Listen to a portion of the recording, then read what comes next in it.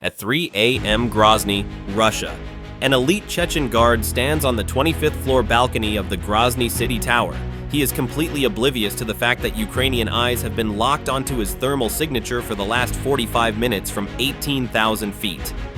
In exactly 117 seconds, this 28-story symbol of power will become Ukraine's newest and loudest fireworks display, courtesy of $10,000 worth of modified hobby drones. The year is 2026, and the Kremlin's arrogance has reached a fever pitch. With fresh shipments of Iranian and North Korean hardware pouring in, Kadyrov's inner circle believes their air defense bubble is ironclad. But while Moscow boasts of total victory, Ukrainian President Zelensky has quietly flipped the script. Instead of wasting a $2 million cruise missile that Russian sensors might actually detect, Ukraine is deploying the Ghost Fleet. 2 GOGOL-M Motherships are currently gliding just 150 feet above the pavement, weaving through the shadows of Grozny's skyscrapers. Each 50-pound mothership is a flying aircraft carrier cradling 2 lethal FPV strike drones under its pylons, ready to release its clever bees directly into the heart of the regime.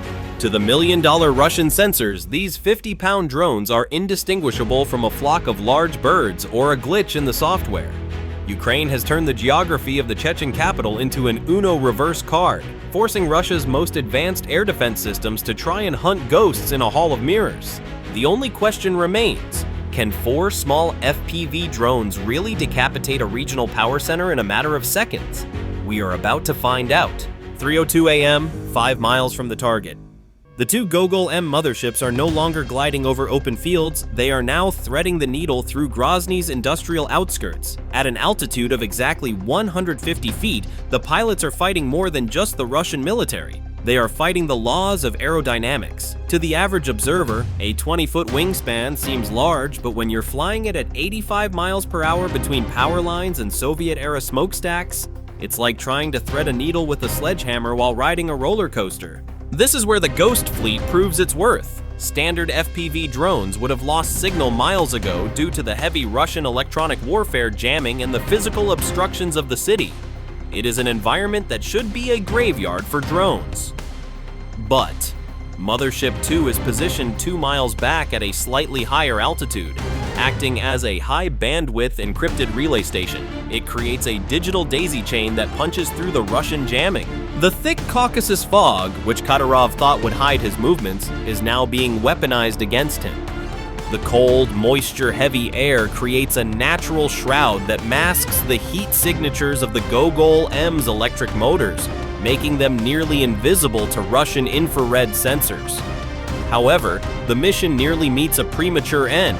A sudden 30-knot downdraft compressed between 2 high-rise apartment blocks slams Mothership 1 toward the pavement. With a desperate tug on the joystick and a 100% throttle burst, the GOGOL-M claws back into the sky, clearing a row of parked military trucks by less than 10 feet. It is a masterclass in low-altitude terrain following. They are contouring the city, using the urban geometry to stay beneath the radar horizon of the Pantsir S-1 batteries. Every building they pass is another layer of protection, another Uno reverse on the billion-dollar Russian defense network. The release point is now just 120 seconds away, and the clever bees are humming under the wings, hungry for their target. This isn't just professional flying, it's a 90-mile-per-hour game of hide-and-seek where the loser ends up in 1,000 pieces of burning carbon fiber. 3:04 a.m., 8 miles from the tower. The electronic silence of the Chechen capital is shattered by a frantic pulse on a Russian console.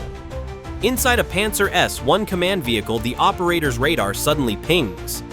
2 low-altitude contacts, too small for a plane, too fast for a bird, flicker on the display at 150 feet. Instantly, the billion-dollar defense network around Kadyrov wakes up.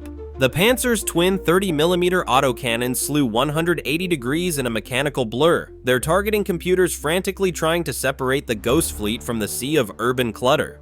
Beside it, the Tor M2 rack elevates, its vertical launch tubes ready to spit Mach 3 death into the fog.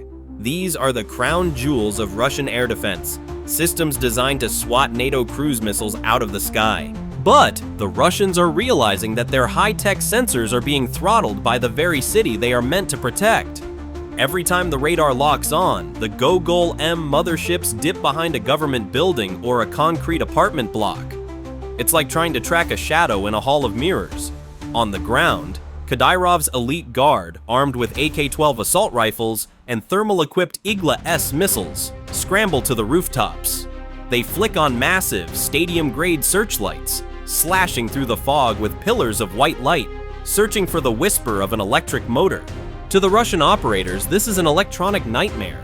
Their systems are designed to detect a metal aircraft in the clear sky, not a composite fiber drone hiding in the noise of a dense city. Every skyscraper in Grozny is now acting as a 300-foot shield for the Ukrainian attackers. The defenders are firing blind into the Sung-Mu, burning through expensive ammunition while the Ghost Fleet continues its relentless low-altitude approach. The hunters have become the hunted, and the impenetrable fortress of Grozny is beginning to look like a house of cards. 3:05 a.m. At less than 3,000 feet from the Grozny-City Tower, the GOGOL-M Mothership activates its pneumatic wing pylons. 2 FPV drones are dropped into the turbulent air currents. This is a calculated tactical saturation. The first FPV is an electronic decoy equipped with magnesium flares to simulate a massive thermal and radar cross-section, while the second FP5 carries an 8-pound high-explosive warhead. Inside the Pantsir S1 command vehicle, the automated fire control system achieves a hard lock on what it identifies as a primary threat. A 57E6 surface-to-air missile roars off the launch rail, accelerating to Mach 3. In less than 4 seconds, the missile's proximity fuse detects the decoy's thermal bloom and detonates, shredding the decoy with a cloud of tungsten fragments. The Russian operators see a massive explosion on their monitors and believe the Ukrainian threat has been neutralized.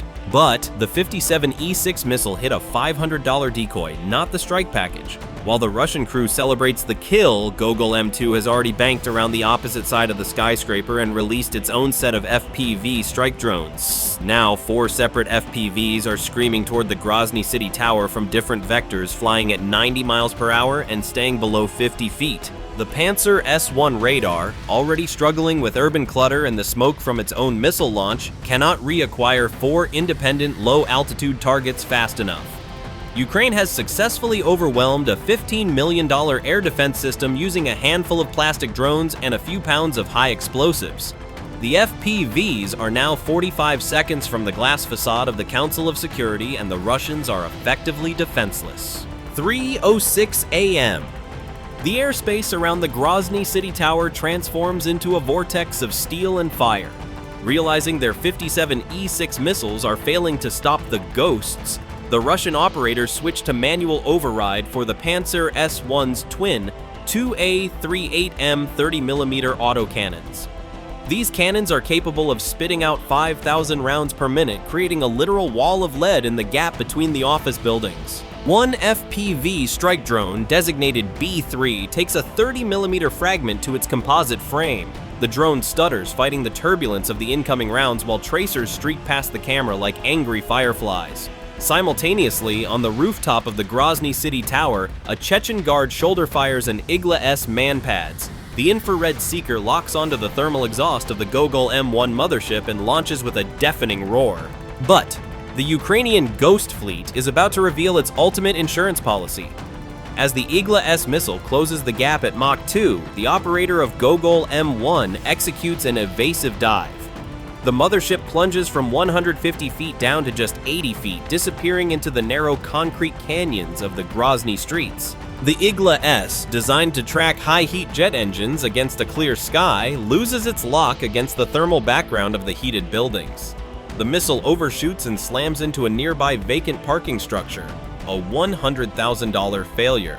Meanwhile, the FPV strike drones drop to the level of the streetlights. They are no longer flying through the sky, they are racing through the urban landscape at 90 miles per hour, using the buildings as a 300-foot physical shield. The Russian 2 A38M autocannons cannot depress their barrels low enough to hit targets at street level without shredding their own infantry and government buildings. The urban clutter that hindered the Russian radar has now become a physical fortress for the Ukrainian drones. The Ghost Fleet is just 20 seconds from the target, and the only thing between them and the Council of Security is a few panes of reinforced glass. 3:07 a.m. 10 seconds to impact. The air around the Grozny-City Tower is thick with the smell of ozone and burnt propellant. On the ground, the situation has devolved into pure chaos. Chechen security forces are firing AK-12 assault rifles wildly into the air, their tracer rounds creating a chaotic web of light that accomplishes nothing against targets moving at 130 feet per second. The Pantsir S1 operators have stopped firing their cannons, fearing they will accidentally level the very tower they are supposed to protect. Inside the Ukrainian control bunker, the operator's breathing is shallow and rhythmic. His thumb is locked onto the flight stick, eyes fixed on the crystal-clear thermal feed of the 25th floor. Through the lens of the FPV strike drone, he can see the individual window frames of the Council of Security. He sees the glow of high-end office monitors and the silhouette of a frantic guard inside the hallway. This is the moment where months of intelligence and 500 miles of flight condense into a single point of space-time. 5 seconds. The Ghost Fleet is no longer a ghost. It is a 90-mile-per-hour projectile of cold, hard intent. The operator whispers, "Target locked. 3:08 a.m. The first FPV strike drone impacts the reinforced glass of the 26th floor with surgical precision. The 8-pound high-explosive warhead doesn't just explode, it performs a masterclass in kinetic physics. At a closure rate of 132 feet per second, the drone's energy is concentrated into a footprint no larger than a dinner plate. The secondary explosion triggers instantly, generating a shockwave of 200 pounds per square inch that treats the 1.5-inch thick tempered glass like brittle parchment. A millisecond later, the second FP5 follows through the newly created gap, detonating deep within the interior of the Security Council's main briefing room. This is where physics turns into a nightmare for the occupants. The blast creates a 4,500-degree Fahrenheit fireball that vaporizes office furniture, high-end servers, and decades of government documents in a heartbeat. The pressure wave is so intense that it blows out every window from the 24th to the 28th floor simultaneously, sending a rain of razor-sharp glass shards down onto the streets of Grozny. The destruction is not chaotic, it is calculated. The 200 psi pressure wave shears through internal partition walls and collapses the ceiling structures of 3 consecutive floors. Because the Grozny-City Tower uses a modern open-plan design for its elite offices, there are no internal blast walls to stop the energy. The fire spreads through the ventilation shafts, turning the upper levels of the tower into a vertical furnace. Within 60 seconds, the 350-foot symbol of power has been transformed into a 28-story chimney, venting black smoke and the remnants of Kadyrov's secret files into the Chechen night. The strategic fallout is devastating. For the first 24 hours, Kadyrov's usually hyperactive Instagram and Telegram channels go silent. The untouchable leader of the Caucasus has been humiliated in his own backyard. The Pantsir S1, a $15 million system designed to protect the Kremlin's interests, proved completely useless against a ghost fleet built from composite wood, hobbyist motors, and sheer Ukrainian bravery. The Council of Security is in ruins, and the Party of United Russia has lost its regional nerve center. The lesson for the Kremlin is brutal and clear. You can build all the high-altitude radars you want, but you cannot defend against an opponent who knows how to turn your own city into a weapon against you. In the new era of warfare, the Ghost Fleet doesn't need to defeat your army. It just needs to remind you that nowhere is safe. Bye for now.